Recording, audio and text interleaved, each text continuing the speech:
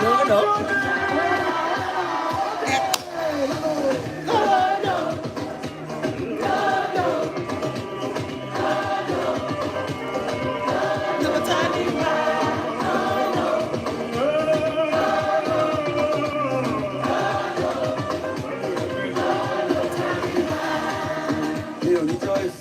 I go now, they say I don't know.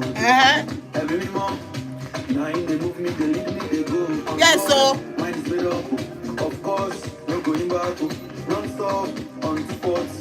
Then she gone, hold on the growth.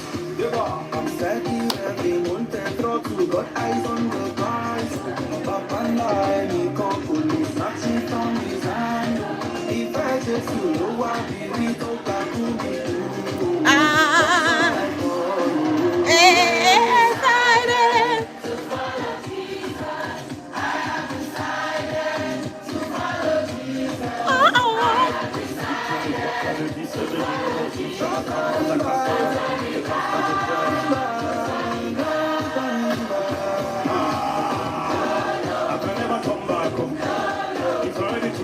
It won't make sense. Where am I going to?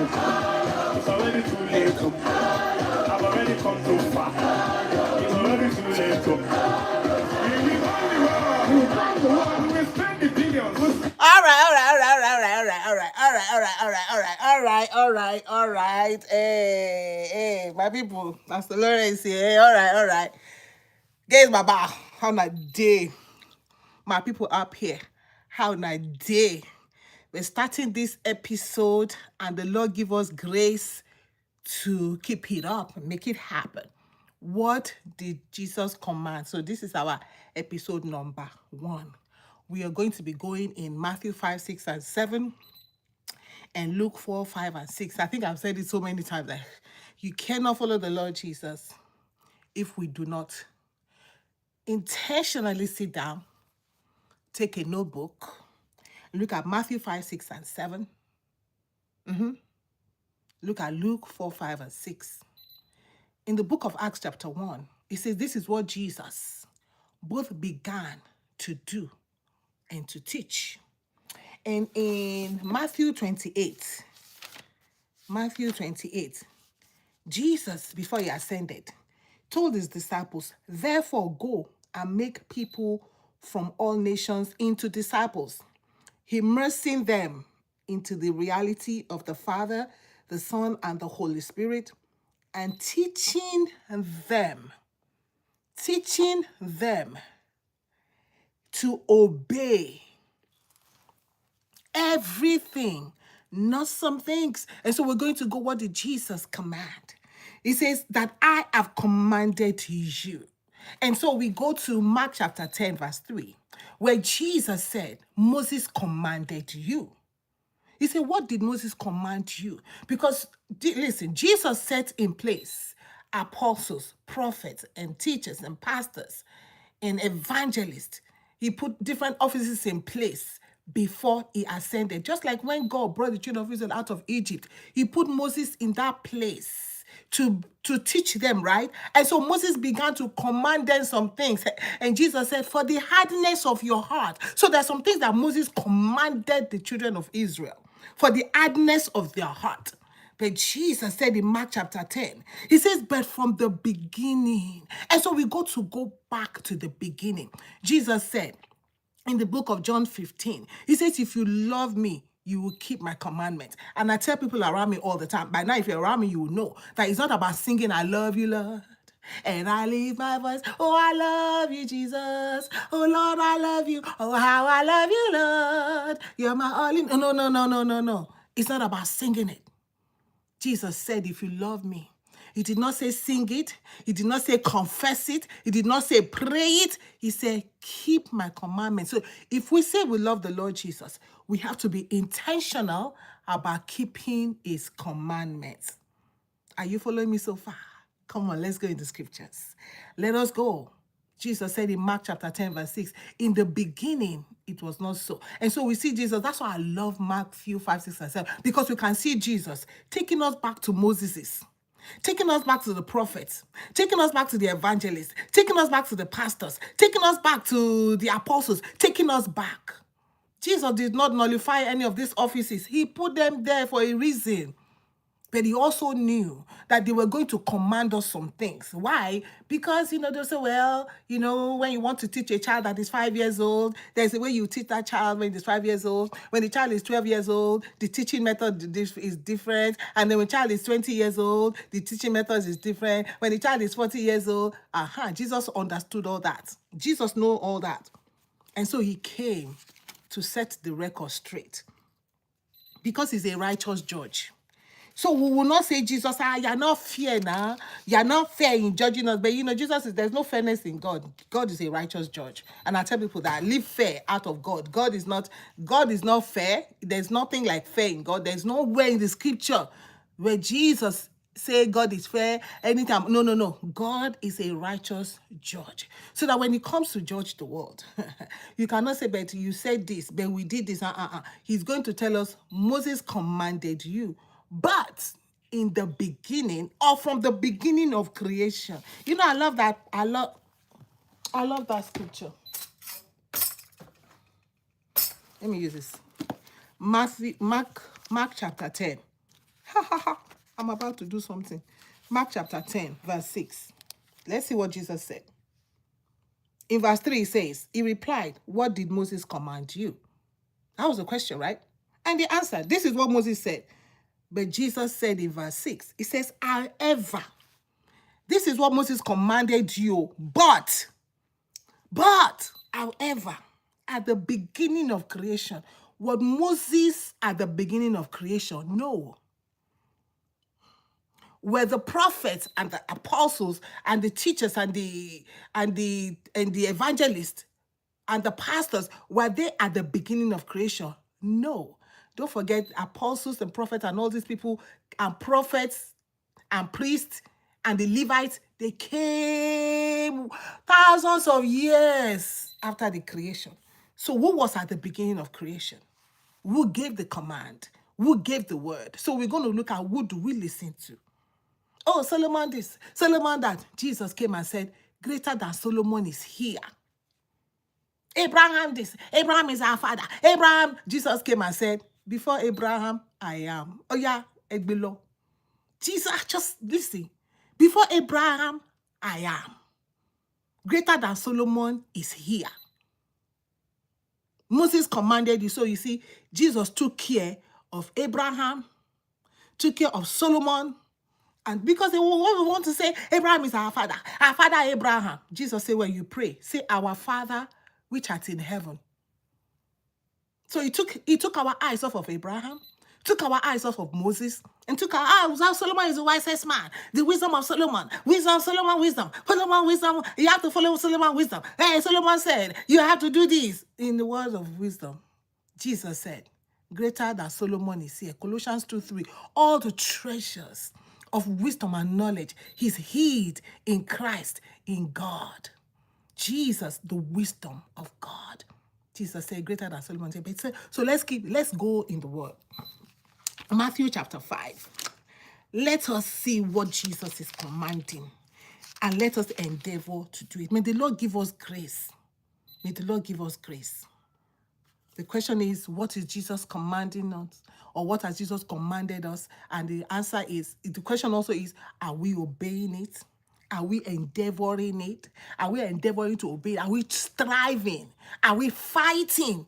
We will fight the good fight of faith. Say, contend for the faith that was once delivered to you. Some of these things, you may not accept it, you may not agree with it, but it don't concern me. When you see Jesus, just hold Jesus by the trouser and say, Jesus, why did you say this in your word? Why did you say that in your word? Why did you put it there? When you see Jesus, hold on for trouser. Me, I am just like John the Baptist, the voice of one crying in the wilderness. Me, I'm just the voice of one crying in the social media. The voice of one crying and turning people back to the Father.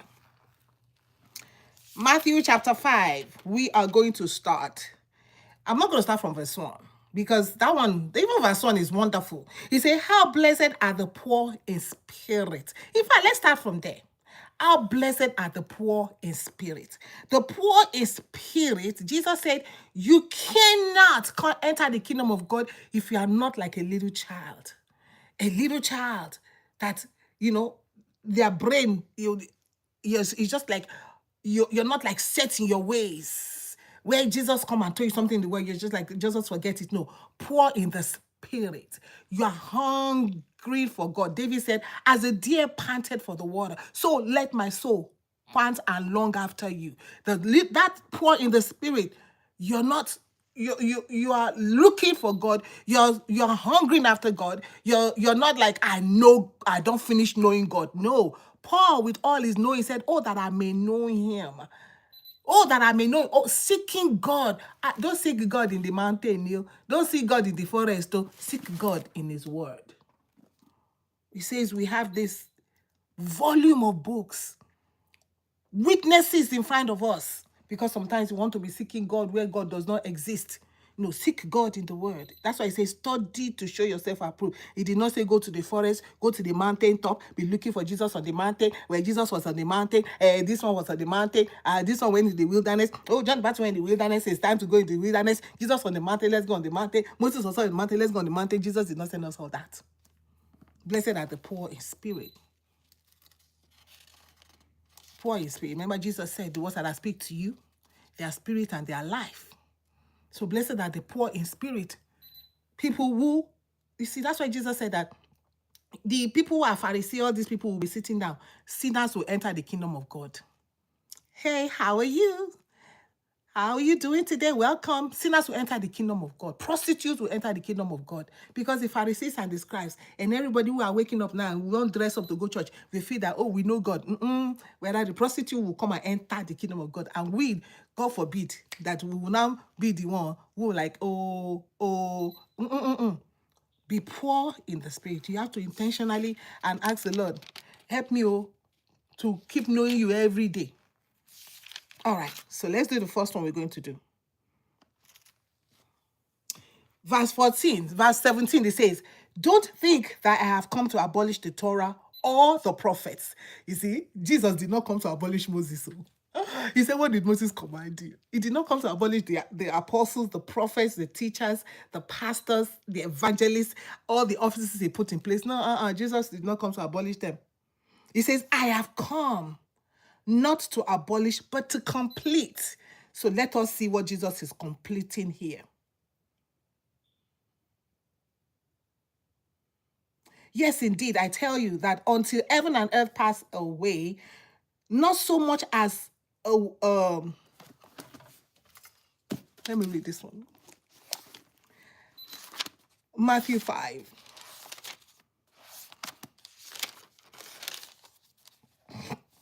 Okay, for truly I say to you, till heaven and earth pass away, not an iota, not a dot will pass from the law until all is accomplished. Whoever then, listen guys, whoever then relaxes one of the least of these commandments and teaches men so shall be called least in the kingdom of heaven. But he who does them and teaches them shall be called great in the kingdom of heaven. So let us go. For I tell you, unless your righteousness exceeds that of the scribes and Pharisees, you will never enter the kingdom of heaven. So Jesus has laid the foundation. Jesus has laid the foundation for us. If we become one of those that relaxes the law of God, that relaxes one of the least of these commandments, let us go.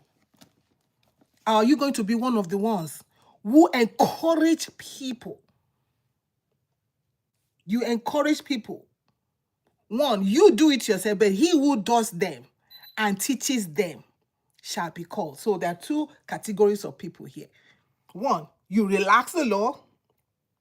Whomever then relaxes one, and also teach men too. This is scary. You shall be least. It's not that you've not entered the kingdom of heaven. No. I love Jesus. The word of God is so plain. So the word of God is so plain to us. Hallelujah. And so Jesus started. You have heard. Simple. What did Moses command? What did the apostles, the prophets, the teachers, the evangelists, the pastors, what did the different offices command? You have heard that our fathers were told, do not murder. And anyone that commits murder will be subject to judgment. But listen to Jesus. Okay? Listen to Jesus here. Because sometimes we want to say, okay, that person killed somebody. Oh, that person killed somebody. That person committed murder. That person should go on life. That person should go on the chair. That person should go, that person should not see people again. But Jesus came and said, but I say to you. I love it when Jesus said, but I say to you. That I tell you. Jesus is telling you. Who is he telling? Everybody. So it now depends, are you going to relax the law? Are you going to do the law? And are you going to encourage people to do the law? That's what I'm doing today. Encouraging us to keep the words of the word of God. But I tell you that anyone who nurses anger against his brother will be subject to judgment. I grew up learning. Oh, you can be angry. You can be angry.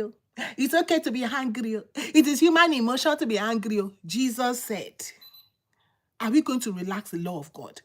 Jesus said, anyone who nurses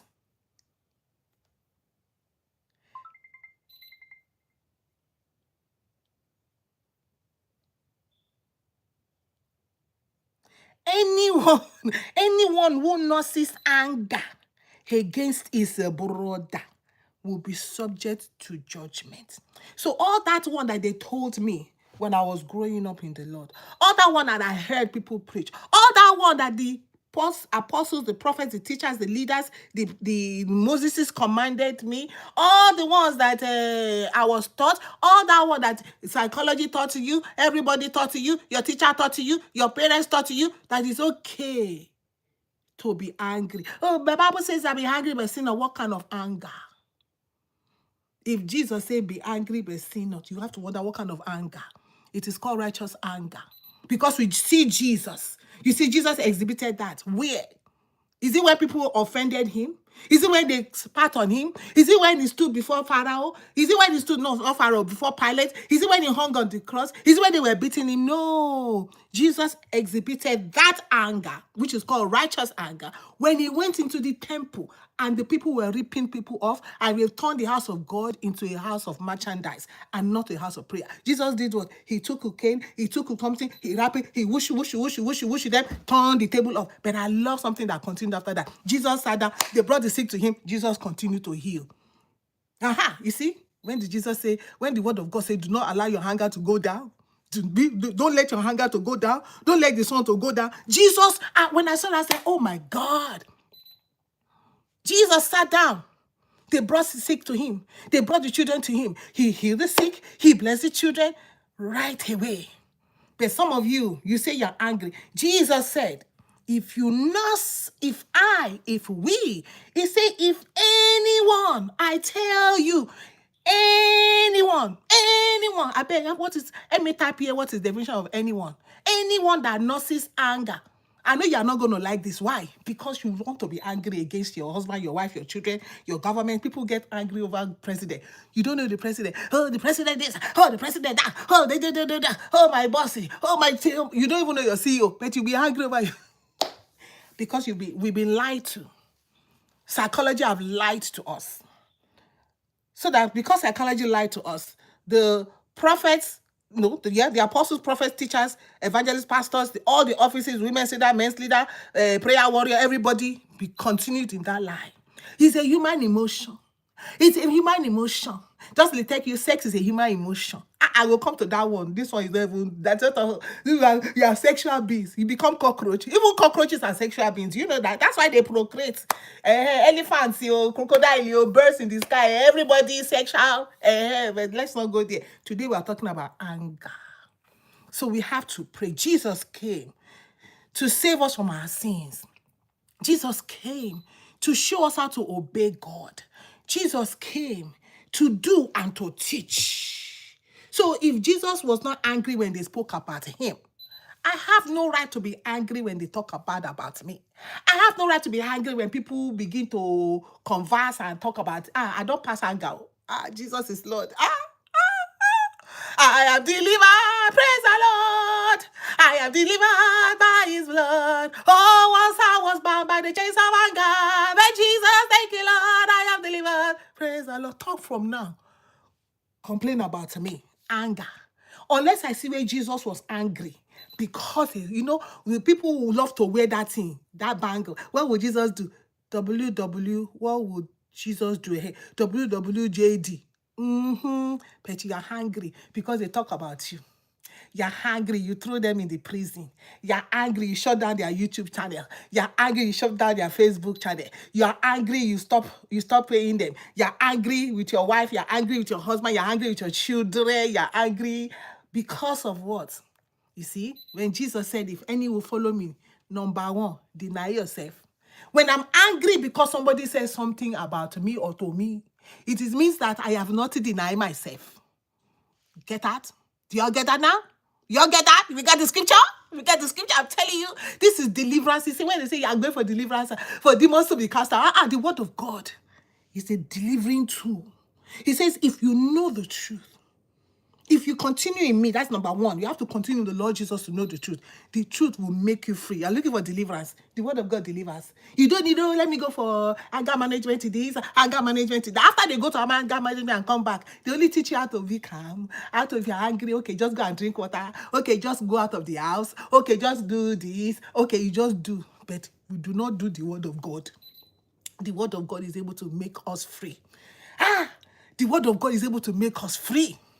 Hallelujah. You don't have to go and spend money. The word of God makes free. Jesus is telling us, you have been told, you have heard. You have heard. He said, should I continue? He said, whoever calls his brother, you good for nothing, will be brought before the Sanhedrin. You'll be brought before the judgment seat of God. Whoever says, fool, incurs the penalty of burning in the fire of Gehenna. We're going to stop there. I have to stop my children. I stop the friends, growing up in high school, every year, the people come with their own, every generation have their whatever slangs or whatever. So the slang in the 80s, or no, in the 90s, 2000s, of course, 2000s, was, oh, you fool. Oh, fool. You hear these young people talking, fool. I stopped my child's friend. I'm like, you don't call nobody fool. Did you create anybody? And that's why Jesus said, you're looking at God and you say, God, you created a fool here. Well, Jesus, when he made everything, he looked at what he made. He said, that's good. And after all his creation, he said, very good. So you are going to call the one that God created fool. So that means you're looking at God and say, God, you created fool. And that's why I tell people, I say, when you tell somebody a fool, you're actually telling God that God created fool. When you call somebody, these people are ugly, these people are beautiful, and you're actually telling God, God, you created ugly. Like you know better than God. That look like I know better than God to have created beautiful. You see, this is what men have told us. When they put people in class of, okay, who is beautiful, who is ugly, who wears this better, who wears that kind of, this one is fat, this one is thin. You're telling God and saying, God, I could have done better. God, you're not a good creator. And that's why God, that one is very important for God. He says, if you call anybody fool, you're in penalty of hellfire. Because that's another form of blasphemy. You're telling God, God, you did not do your work well. God, I can do better than you. So if you have been calling somebody fool, desist. If you have been calling somebody ugly, desist. If you have been calling somebody, oh, that one is too black, desist. In fact, call them black chocolate. Chocolate, drop. Black diamond. Do something. Because God created that person. They didn't create themselves. They didn't create themselves. They're calling somebody disabled. God did not call them that. You put that tag on them. When we do that, we put negative tags on human beings that God created. God, you see, they came to Jesus. Jesus, wait, this man that is born blind, who sinned, the father or the mother? Jesus said, hold up. The father did not sin. The mother did not see. Even the child, they said, can you imagine? He said the child see. A child that was born blind. How can a child see? It's just that we were born in sin, right? He was born blind. Jesus said, no. It is so that the glory of God will be made manifest in the life of that child. So that child was born blind for the day that Jesus will come. And for the day that Jesus will say, yeah, receive your sight. Wow. So he lived all that within for the glory of God. You see, we don't know what God has created and why God has created anybody the way God has created. So we cannot call nobody fool. So if you have been doing it, it's time to repent. If you have been getting angry because you have been told by Moses, you have been told by the apostle, the teachers, the psychology, everybody that it is okay. Listen, it is time for you to repent. Jesus came. He began to teach us. This is what Jesus was began to do. I love that part of the scripture. He said Jesus was began to do and to teach. He will not do something and not teach. He did it and he taught us how to do it. And so we continue to teach each other, to help each other, to let each other know. You don't have to be angry. Husband angry against the wife. Wife angry against the husband. You're angry against God. You just have a reason to be angry. Listen, there is judgment. I think I shared it before. There is judgment. One judgment. You cannot sleep. When you say you're angry, you don't let it go down. You stay on your bed, you'll be rolling and rolling and rolling and rolling and rolling. Judgment has come on you. You cannot sleep. Hallelujah. Praise the Lord. You cannot eat. Hallelujah. Praise the Lord. So all the nutrition that you need, the vitamins that you need, you cannot eat because now you're angry. Hallelujah. Judgment has come. Blood pressure, health judgment. Then your blood pressure will go up. It will affect your heart. When judgment has come, the word of God cannot lie. Because when you constantly angry, it will affect your body. It will affect your system. All your systems are affected from your brain all the way down. Affected. Judgment has come. The word of God cannot lie. So what do you need to do? Repent and tell yourself, if Jesus was not angry because they spoke about him, they called Jesus, you are casting that devil. I beg you, leave it that together. Jesus, come, because they used to do exorcism. So they know what it is. They say, Jesus, I beg you, come on together. You are casting out. You are the king of you are using the papa. You are using the Basil Bobo to cast out demons. Like, Jesus, come on. Was Jesus angry with them? You say, okay, if I'm doing that, by who do your own children? Jesus is telling us because they also do the same thing. They cast out. So for those that don't believe that they cast out, they do. It's just that they replace. They take a lesser one and give you a higher one. When Jesus comes, total freedom. Total freedom. So they did that against Jesus. They took stones at one time to stone him. Jesus said, okay, why are you trying to kill me now? What did I do that? He just left their midst. When they say crucify, what did he say? Did he argue with them? No. Let us go to the cross. Let us go to the cross. Oh, we got work to do. May the Lord give us grace. You have heard. It has been told you. They have told our elders. Our elders have told us too. They have passed it down, you see? He said, you have heard that our fathers were told. You see all this culture, tradition, our fathers were told. It was handed down by the word of mouth, handed down by this. And so we continued. And then we have continued as a human race like that. That is okay. Jesus said, hold up. It's not okay. But I'm going to take you, see, it's following the 10 commandments was easier, right? But following Jesus, all the hard. It's not an easy road while traveling with the Lord Jesus. The cross is not an easy road to go. Christian race is a cross road where you have to carry your cross. It's a cross walk where you walk with your cross daily, deny yourself daily. Father God, I thank you. Father God, we just thank you today. Somebody is getting delivered. There's no need going to sit in front of the counselor. Oh, help me with my anger management. No, repent. Just I was telling you about my friend. I was telling somebody that is shacking up, living in fornication. Oh, you just need to pray about it. And I told the person, you ain't nothing to pray about sin. Sin is a repent. Repent in it and turn away. And tell yourself, what did Jesus do when he was talked about? Because we get angry because of ourselves. What did Jesus tell us to do? Deny myself.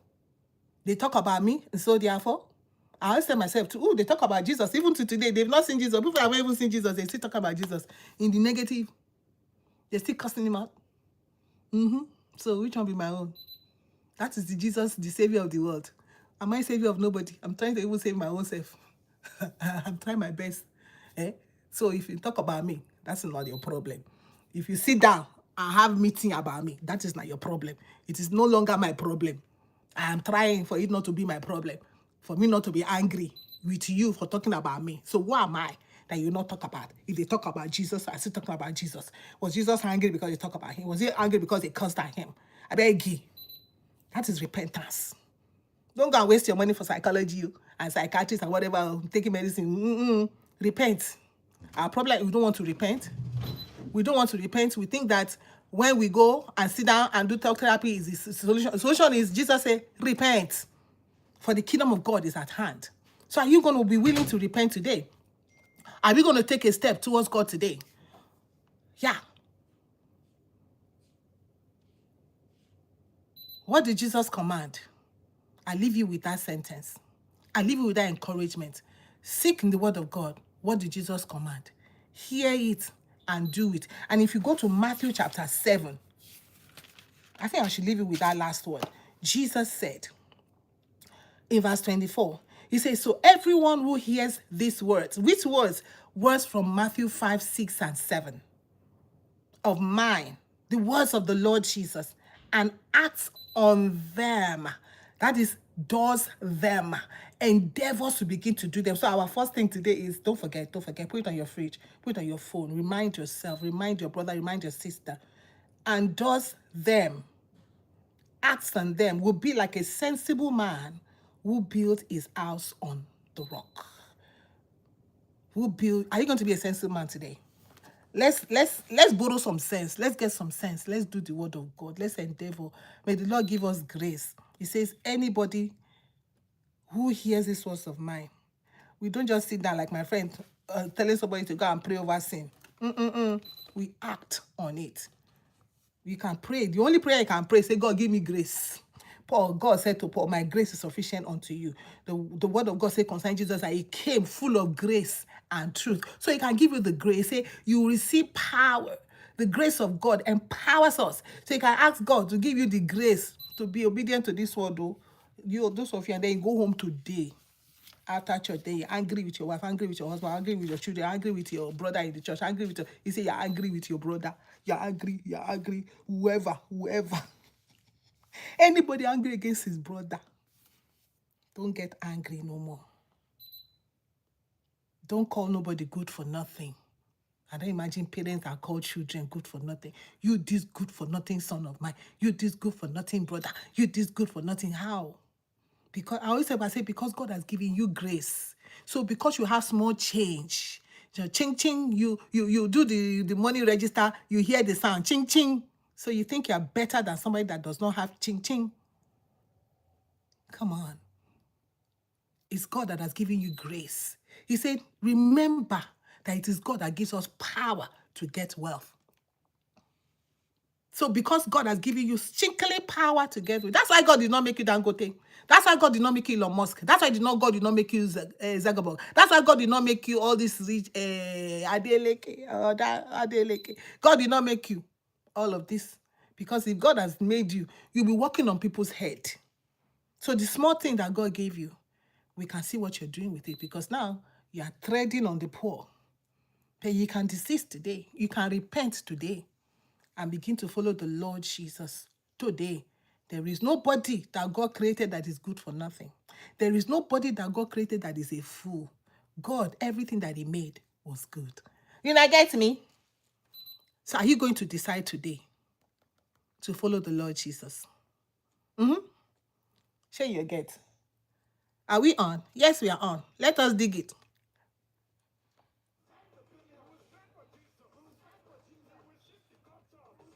We heal the sick. We raise the dead. Transform the nation. We hear well done. We on the wall. We will spend the billions. We will spend for Jesus. We will shift the culture. We heal the sick. We raise the dead. Transform the nations. He will hear well done. Let's go, let's go, let's go, let's go, let's go, let's go.